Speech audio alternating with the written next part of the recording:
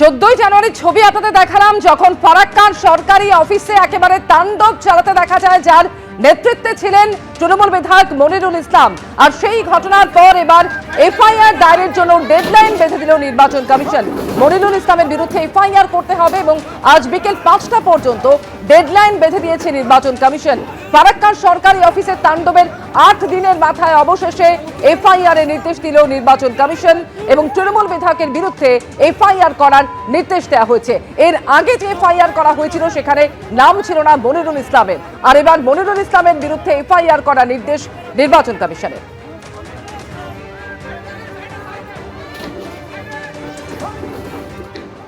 যে এসআইআর চলছে এটা সম্পূর্ণভাবে ইলেকশন কমিশনের একটা প্রক্রিয়া। অভিযোগ নির্বাচন কমিশনকে জানিয়েছে, এগুলো দেখবার দায়িত্ব নির্বাচন কমিশনের, বিজেপির নয়।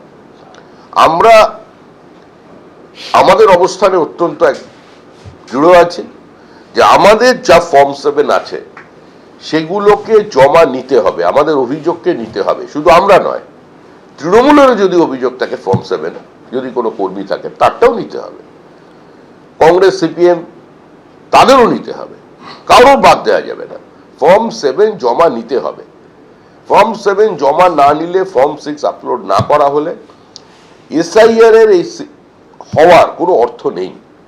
আর এসআইআর না করে পশ্চিমবঙ্গে কোনো নির্বাচন হবে না, এটাই আমাদের অবস্থান। No SIR, no vote. Farakka BDO office ভাঙচুর কাণ্ডে মনিরুল ইসলামের বিরুদ্ধে এফআইআর করার নির্দেশ। আজ বিকেল 5টার মধ্যে এফআইআর এর ডেডলাইন ছিল নির্বাচন কমিশনের। বিকেল 5টা বাজে ফারাক্কায় সরকারি অফিসের তাণ্ডবের 8 দিনের মাথায় অবশেষে এফআইআর এর নির্দেশ দিল নির্বাচন কমিশন।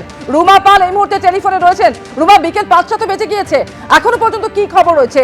এফআইআর করা না হলে কি ব্যবস্থা নিতে পারে নির্বাচন কমিশন?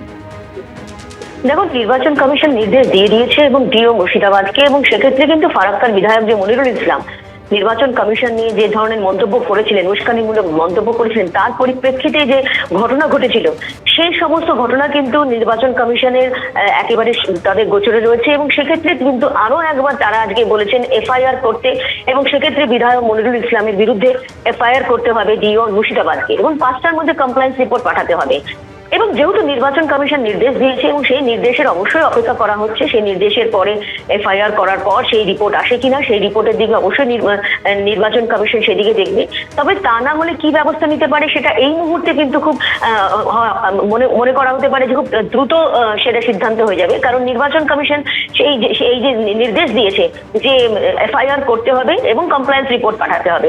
এখন ডিও মুর্শিদাবাদ তারা এফআইআর করেছেন কিনা এবং সেক্ষেত্রে তারা কমপ্লায়েন্স রিপোর্ট পাঠায় কিনা সেদিকেই নজর রয়েছে। তবে নির্বাচন কমিশনের সাফ বার্তা যে এইভাবে নির্বাচন কমিশনের বিরুদ্ধে যদি কেউ প্ররোচনামূলক বা উস্কানিমূলক বক্তব্য রাখে, সেক্ষেত্রে কিন্তু নির্বাচন কমিশন তার বিরুদ্ধে ব্যবস্থা নেবে, কড়া ব্যবস্থা নেবে। এবং কালকে কিন্তু মুখ্য নির্বাচন কমিশনার জ্ঞানেশ কুমার পশ্চিমবঙ্গবাসীর জন্য বলেছিলেন যে যদি কেউ আইন হাতে নেয় তার বিরুদ্ধে কিন্তু ব্যবস্থা নেওয়া হবে, কোনোভাবেই কিন্তু তাকে ছাড় দেওয়া হবে না বা কঠোর পদক্ষেপ নেওয়া হবে। এখন সেই কঠোর পদক্ষেপ কি হয় সেটাই দেখার। সঙ্গে থাকো রুমা। এর আগে গত 14 জানুয়ারি আপনাদের মনে থাকবে ফারাক্কায় সরকারি অফিসে মনিরুল ইসলামের উপস্থিতিতে তাণ্ডব এবং ভাঙচুরের ঘটনা ঘটে।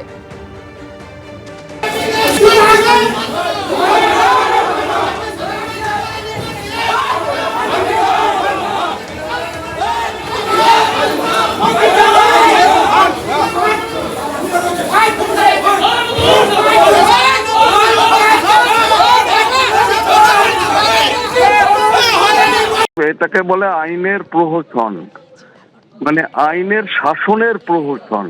যে নেতৃত্ব দিয়েছিল তার নাম তো এমনিতেই ইনভেস্টিগেশনে ট্রান্সফার করেছে, তো পুলিশ তো ধরেনি। এইবার যদি ডিও কে বলে, প্রশাসনিক আধিকারিককে আদেশ দেওয়া হয় যে আপনি আবার একটা এফআইআর করুন, সে করতেই পারে। তাহলে মনিরুল ইসলামের নাম দিয়ে আর একটা করে করবে, তাহলে ওইটা হবে আগেরটার সঙ্গে, ওটা মার্জ হয়ে যাবে। তখন বোধহয় মনিরুল ইসলামকে অ্যারেস্ট করার একটা সুযোগ বা সুবিধা পাওয়া যাবে। কিন্তু সেটাও কিন্তু আমি তোমাকে কথা বলে দিচ্ছি, গ্যারান্টি দিয়ে বলছি যে মনিরুল ইসলামকে কিন্তু পুলিশের ক্ষমতা নেই ওকে অ্যারেস্ট করবে। যদি করে তাহলে কিন্তু বুঝতে হবে এটা একটা একটা দৃষ্টান্তমূলক একটা অবস্থান রয়েছে পুলিশ প্রশাসনের। এবিপি আনন্দ, এগিয়ে থাকে, এগিয়ে রাখে।